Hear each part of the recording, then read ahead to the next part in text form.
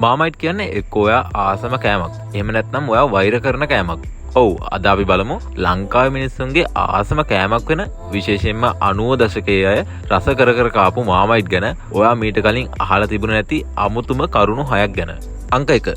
මස්රහක් ආවට මාමයිට් කියන්නේ නිර්මාංශ කෑමක්. මාමයිට් කද්දි දැනෙන්නේ නියම මස්රහක් වගේ සුවඳක්. ඒත් ඔයා දන්නවද මාමයිට් කියන්නේ 100%ක්ම නිර්මාංශ ආහාරයක් කියලා? ඔව් මේ මාමයිට් වල අඩංගු වෙන විශේෂ ඊට් සාරයේ හින්දා ඇත්තටම මස්රහක් ආවට මේක සම්පූර්ණයෙන්ම ශාකචාර නිෂ්පාදනයක්. ඒ හින්දා මස් මාළු නොකන අයට විටමින් ගන්න පුළුවන් සුපිරිම කෑමක් තමයි මේ මාමයිට් කියන්නේ. අංක 2. මාමයිට් කියන්නේ බියර් හදද්දි වැරදිලා හැදුණු කෑමක්.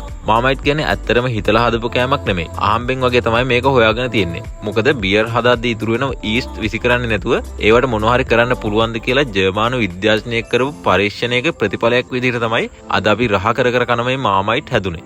අංක 3. මේ මාමයිට් වල නම හැදුණු හැටි සහ බෝතලේ තියෙන විශේෂ රහස. ඔයා කවදාද මේ මාමයිට් කද්දි ඇත්තටම මේ නම ආවේ කොහෙන්ද කියලා පොඩ්ඩක් කල්පනා කරලා තියෙනවද? මාමයිට් කියන්නේ ඇත්තටම ප්‍රංශ වචනයක්. ඒකේ තේරුම තමයි මැටි මුට්ටිය කියන එක.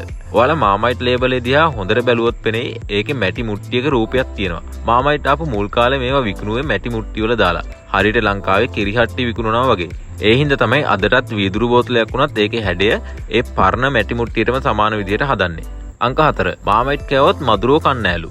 ඔයා වෙලාවකට මදුරුවන්ගෙන් බේරෙන්න එක ජාතියේ ක්‍රීම් ගානවා ඇති. හැබැයි ඔයා දන්නවද මාමයිට් කෑවම මදුරුව දෂ්ට කරන්න දෙපාරක් හිතනවා කියලා? ඔව් මේක වෙන්නේ මාමයිට් වල තියෙන අධික විටමින් B හින්දා අපේ ඇඟෙන් පිට වෙන දාඩියට මදුරුවන් කැමති නැහැ. ඒ හින්දා මාමයිට් කන අය ළඟට මදුරුව එනවා අඩුයි කියලා ගොඩාක් ජනප්‍රිය මතයක් තියෙනවා. හැබැයි විද්‍යාත්මකව නම් මේ කතාව සම්පූර්ණයෙන්ම තහවුරු කරලා නැහැ. අංක 5. මාමයිට් වලට පුළුවන් ද මැලේරියාව පාලනය කරන්න? ඔව් මාමයිට් කියන්නේ නිකම්ම ආහාරයක් විතරක් නෙමෙයි. මොකද අතීතයේදී මේ මාමයිට් වලට ලොකු ඖෂධීය වටිනාකමක් තිබුණා. 1930 වගේ කාලෙදී ලංකාව වගේ රටවල් වල මැලේරියාව දරුණුවටම පැතුරුණු කාලයක්. අන්න ඒ කාලේ බ්‍රිතාන්‍ය වෛද්‍යවරුන් රෝගීන්ට ප්‍රතිකාරයක් විදිහට මේ මාමයිට් බොන්න නිර්දේශ කරලා තියෙනවා. හරියට අද කාලේ ජීවනීය දෙනවා වගේ.